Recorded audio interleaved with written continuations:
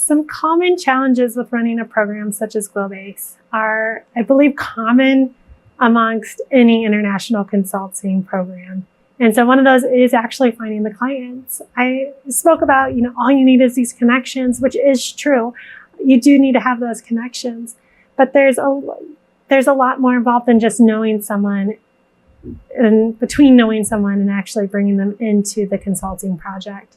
And so, for example, especially if you're in a country where English isn't the first language, English is the language most of our students speak. So you're trying to find a student and a client where they can communicate.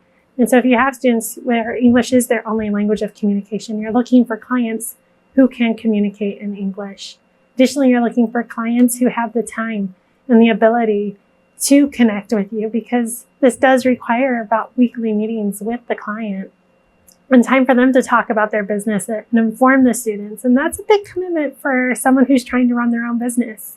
And so even though you might have that connection and have someone who's really interested, there is kind of a vetting process that needs to happen to make sure this is the right client for your team.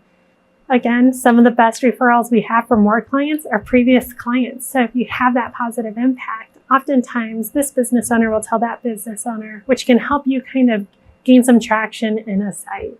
Another common challenge that we find is the countries that you're going to. And that's because you need to find a country to go to that you can afford to go to. You need to find a country to go to that's safe to go to, and a country that's a country students want to go to.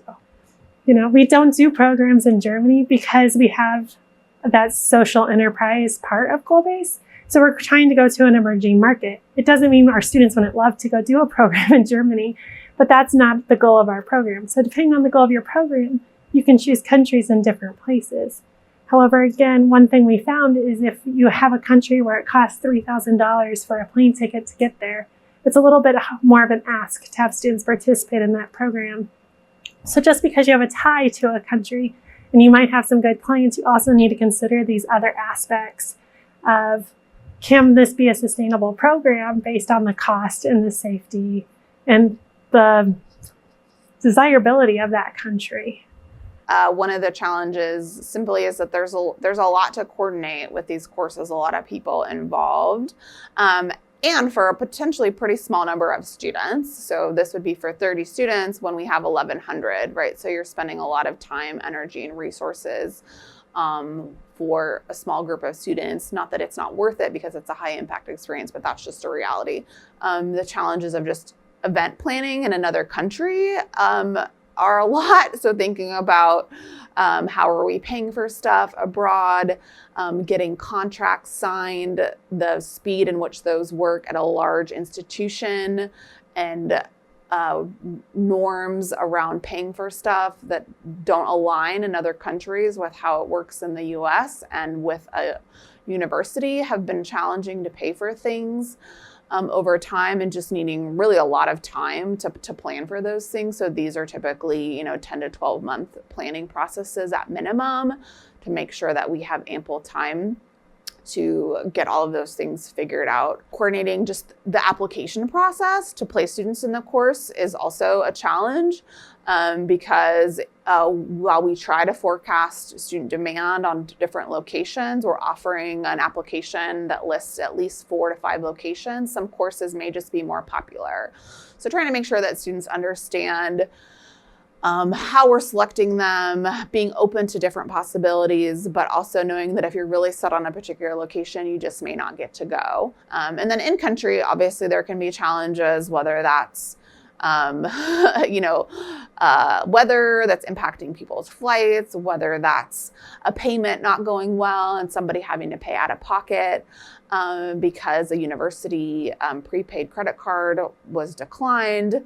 There's all sorts of things that might come up. We've obviously dealt with people getting COVID in the recent years as well and processing that. So we will have Kelley Direct staff go in country as well with faculty to help support some of those logistics. Every course is different.